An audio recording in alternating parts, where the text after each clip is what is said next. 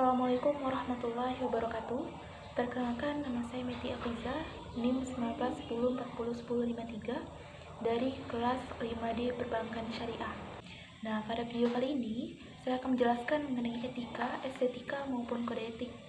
Nah, di dalam dunia perbankan ada yang namanya kode etik perbankan ataupun yang disebut dengan etika perbankan.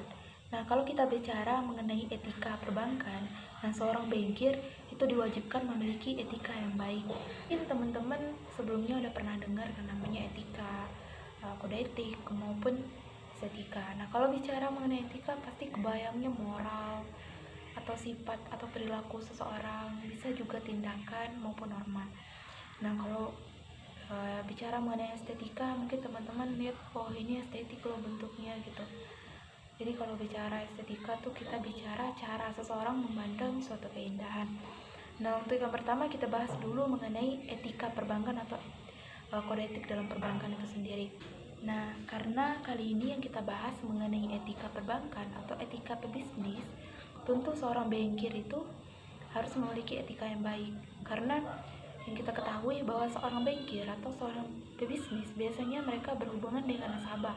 Nah, tentu mereka harus memiliki etika atau moral yang baik pada nasabahnya. Karena seorang bankir biasanya mereka harus menarik perhatian nasabahnya.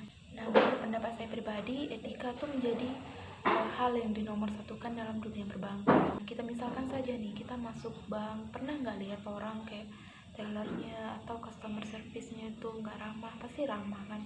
Jadi menurut saya kalau untuk menjadi seorang bankir atau calon bankir itu yang pertama tuh harus etikanya yang baik. Kemudian gimana sih kalau kita kan sebagai mahasiswa perbankan syariah, mungkin ada tuh saya atau teman-teman yang mau melamar kerja di bank. Nah, menurut pendapat saya pribadi, kalau mau melamar kerja di bank itu etika yang paling penting. Baru setelah itu pengetahuan, kemudian ada skill.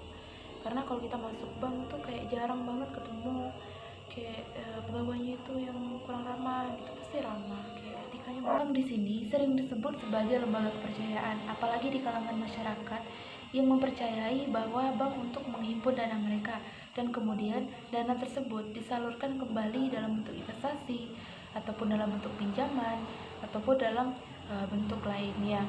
Nah, bank itu berbeda dengan perusahaan lain di mana transaksi di dalam bank itu senantiasa berkaitan dengan uang karena komoditi perusahaannya memang uang. Itulah kenapa kode etik dan etika menjadi hal yang sangat penting dalam dunia perbankan. Kemudian setelah kita memahami apa itu etika, apa itu kode etik, selanjutnya kita harus paham mengenai estetika. Nah, tadi saya sebutkan bahwa estetika itu keindahan atau cara seseorang untuk memandang suatu keindahan. Lalu bagaimana estetika di dalam dunia perbankan atau di dalam dunia bisnis? Nah, menurut pendapat saya pribadi, estetika yang dimaksud di sini adalah bagaimana cara pandang kita atau bagaimana cara kita memandang suatu keindahan perbankan atau layanannya, baik itu secara intangible maupun tangible yang dapat mendukung layanan di bidang perbankan tersebut. Mungkin hanya itu yang dapat saya jelaskan pada video kali ini mengenai etika, estetika maupun kode etik. Semoga bermanfaat untuk kita semua. Wassalamualaikum warahmatullahi wabarakatuh.